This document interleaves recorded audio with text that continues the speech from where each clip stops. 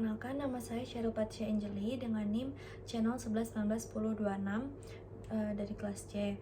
Jadi di sini saya akan menjelaskan mengenai langkah-langkah dari pemeriksaan visus pada bayi atau anak dan juga pemeriksaan refraksi subjektif. Nah, jadi pada pemeriksaan pada bayi ini untuk skenario-nya sendiri itu ada seorang wanita berusia di mana anaknya ini berusia 1 tahun mengalami keluhan di antara kedua matanya ini tidak bisa merespon terhadap suatu benda. Kemudian pada pemeriksaan anak ini tidak bisa merespon atau melihat suatu objek yang diperlihatkan oleh dokter ataupun atau pemeriksa. Nah, untuk langkah-langkah dari pemeriksaan visus pada bayi dan anak yang pertama itu adalah pemeriksa atau dokter meminta keluarga pasien untuk memangku bayi atau anaknya agar terlihat nyaman. Kemudian kita akan menjelaskan tujuan dan juga prosedur dari pemeriksaan. Kemudian yang ketiga itu kita mengambil mainan kecil atau objek lain yang dapat menarik perhatian dan juga menstimulasi penglihatan, di mana tidak boleh menggunakan objek bersuara dan kita memegang objek di depan muka anak. Kemudian kita menggerakkan objek ini secara horizontal ke kanan dan ke kiri agar mata pasien ini dapat memfiksasi dan juga mengikuti objek yang digerakkan. Setelah itu kita tutup mata, lalu kita mengulangi tesnya kembali. Kita lalu dengan matanya sebelah juga kita tutupi bergantian, lalu kita ulangi tesnya itu. Kemudian setelah itu kita mengamati perbedaan antara kedua mata terhadap kualitas fiksasinya dari hiperzoid ataupun penolakan oklusi. Nah, jika terdapat perbedaan, maka kita kita mulai kembali pemeriksaan. Kita mengambil mainan kembali, lalu agar kita dapat meningkatkan kemampuan minat anak. Kemudian kita memberikan hasil pemeriksaan pada pasien.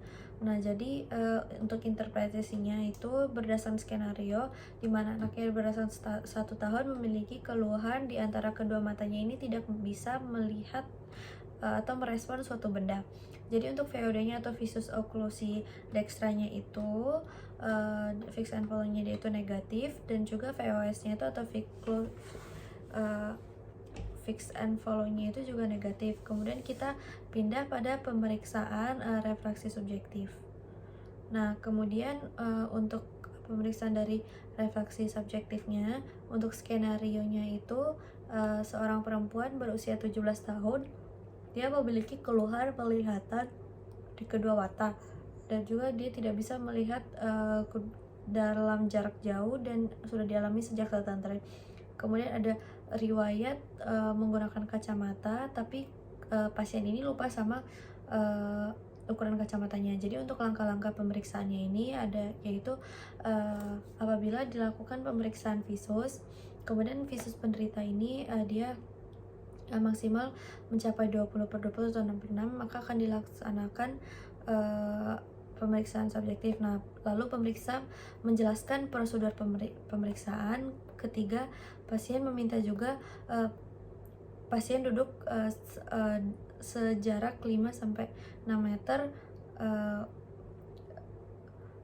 lalu kemudian pemeriksaan akan memasang alat-alat yang dibutuhkan dan juga lensa sterilnya. Yang dicoba itu adalah 0,5 dan juga ada trial frame, dan kita meminta pasien untuk menentukan lensa mana yang memberikan bayangan yang lebih jelas. Apabila pasien telah menentukan lensa mana yang memberikan bayangan yang lebih jelas, lalu kita bisa meminta pasien untuk membaca di Snellen-nya. Apabila lensa Snellen-nya itu visusnya ini belum mencapai 20/6 atau 20/20 atau 6/6, kita bisa melakukan dalam pinhole untuk menentukan adanya kemungkinan pada astigmatanya. Nah, di sini kita bisa melakukan koreksi astigma, di mana kita melakukan fogging, kita berikan lensa positif 1,00 pada mata yang nantinya akan diperiksa.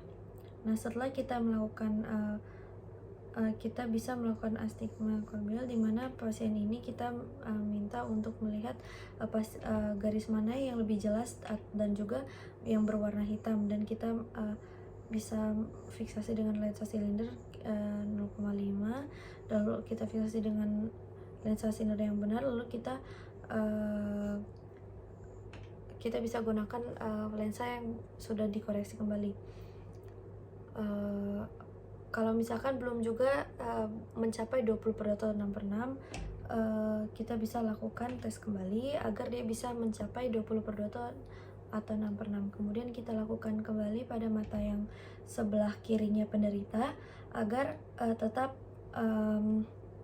menghasilkan nilai yang lebih optimal, visusnya juga yang optimal. Setelah itu kita catat hasil pemeriksaannya, kemudian kita beritahukan pada pasien atau keluarga. Kemudian yang terakhir itu untuk hasil dari interpretasinya itu mengenai VOD atau visus occlusus destranya dan juga VOS-nya. Berdasarkan skenario tersebut, pasien ini dia adalah 20/60, dapat dikoreksi dengan 20/20 dengan nilai 0,75. Demikian langkah-langkah visus bayi dan anak dan juga refraksi subjektif. Terima kasih.